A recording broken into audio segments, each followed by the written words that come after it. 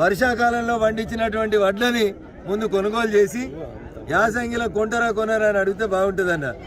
నాకు ఈ పూటకు ఆకలి అవుతుందంటే ఇప్పుడు బువ్వ పెట్టలేనోడు వారం రోజుల తర్వాత బిర్యానీ ఇస్తా అంటే ఎట్లుంటుందో ఒకసారి దయచేసి ఆలోచించాలి.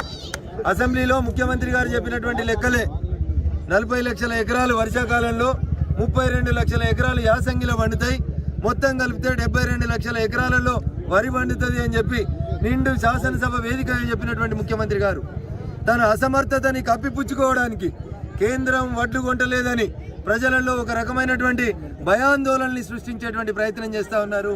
ఇది బాధాకరమైనటువంటి విషయం. ఆడలేక మధ్యలో ఓడినట్టు రైతులకు ఇచ్చినటువంటి మాట ప్రకారం ప్రతి వరి గింజను కొనలేక రేపు ధర్నాలకు దిగితే, పాలకపక్షమే ధర్నాలకు దిగితే చేత కాకపోతే రాజీనామా చేయరని చెప్పి ఈ సందర్భంగా మేము డిమాండ్ చేస్తూ ఉన్నాం. ప్రజలు మీకు ఓట్లేసిండ్రు. తెలంగాణ ఒక ధాన్య భాండాగారం చేస్తామన్నారు, ఒక విత్తనాల భాండాగారం చేస్తా అన్నారు. తెలంగాణలో వరి ప్రతి గింజ కొంటామని చెప్పారు. ఇలా ప్రజలు కొనుమని అడుగుతున్నారు. కొనుండ్రి. ఏం చెప్పారు మీ మంత్రులు? గంగుల కమలాకర్ అంటాడు ప్రతి నానిన గింజను కొంటాం. హరీష్ గారు అంటారు మొలకలు వస్తే కూడా కొంటామంటారు. కేటీఆర్ గారు అంటారు పండించిన ప్రతి గింజను మేమే కొంటామంటారు. మరి 7 ఏళ్లకోలే మీరే కొంటే, నిజంగా మీ దగ్గర అంత ధనమే ఉంటే ఈ ఒక్క పంట కొనితే అంత కష్టం ఎందుకు వచ్చిందో ప్రజలకు చెప్పుండ్రు. లేదా 7 ఏళ్ల నుంచి ఈ ధాన్యాన్ని కేంద్రం కొన్నది, మేము తప్పుడు ప్రచారం చేసినాం, మాతోటి ఏం కాదు, ఇప్పుడు కూడా కేంద్రమే కొనండి అని విజ్ఞప్తి చేస్తే అప్పుడు ఆలోచిస్తాం, మాట్లాడతాం. కేంద్రం కూడా వరి కొనము అని ఇక్కడ చెప్పలేదు. దయచేసి అది అర్థం చేసుకోవాల్సిందిగా ప్రజలకు సవినయంగా విజ్ఞప్తి చేస్తాం. కేసీఆర్ టచ్ చేసి చూడు, ఏం చూస్తామంటున్నారు, అసలు టచ్ చేస్తే ఏమవుతుంది? ఏమవుతుందన్నా టచ్ చేస్తే? టచ్ చేసి చూడమంటున్నారు. ఇంతకుముందు ఒక ఆయన పక్క రాష్ట్రంలో ముఖ్యమంత్రి ఉన్నాడు, నన్ను ముట్టుకుంటే కడపకేలు వస్తాయి, బాంబులు వస్తాయి, హైదరాబాద్ అంతా వేలుతాయి, నన్ను ముట్టి చూడురు అన్నాడు. ముట్టుకుంటే పెళ్ళాం తల్లి తప్ప ఇంకెవరు రాలే రోడ్డు మీద ధర్నా చేసేందుకు రాత్రి. అందుకని రాజ్యం ఎప్పుడు పవర్ఫుల్, పోలీసులు ఎప్పుడు చట్టానికి లోబడి పనిచేస్తారు. నువ్వు కాదు, చరిత్రలో నీ హిట్లర్లు, నియంతలు, నాజీలు, మంచి వాళ్ళు, కాసిం రిజ్వీ లాంటి వాళ్ళు పోయినారు. నన్ను ముడితే ఏమవుతుందంటే ఏమవుతుంది? ఎవరిని ముట్టినా ఏం కాదన్న, అంతే. అదే సందర్భం వచ్చినప్పుడు చూస్తాం, బూడిద అవుతుందా, దండ పడుతుందా, దండేస్తావా, అది కాలం నిర్ణయిస్తుంది అంతే. ఎవరినైనా ముట్టవచ్చు, తప్పు చేసినప్పుడు పోలీసు వాళ్ళు ఎవరినైనా అరెస్ట్ చేయొచ్చు, ఎవరికైనా శ్రీకృష్ణ జన్మస్థానమే భాగ్యం అవుతుంది. ఈ దేశంలో సమోసా ఉన్నంతకాలం, సమోసాలో ఆలుగడ్డలు ఎట్లయితే ఉంటాయో అట్లే ఈ దేశ రాజకీయాల్లో నేనుంటా, నన్ను ఎవడేం బిక్కడని ఈయనకంటే ముందుగాల ఒక ఆయన ఇంకా ఉత్తర భారతదేశంలో ఉల్లిపెట్టిండు.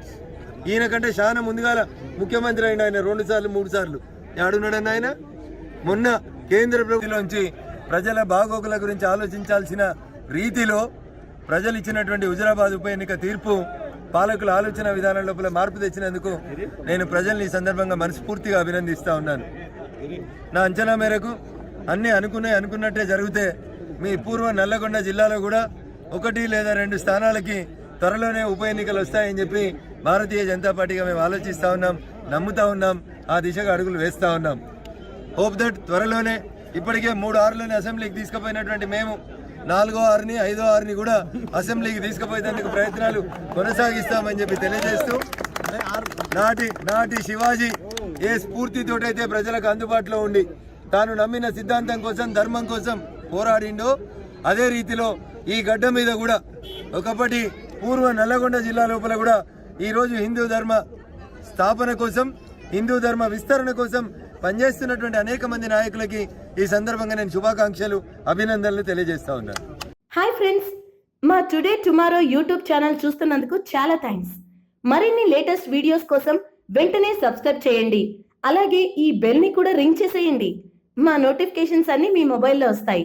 అలాగే మా వీడియోస్ మీకు నచ్చితే లైక్ చేయండి, షేర్ చేయండి, నచ్చకపోతే కామెంట్ చేయండి.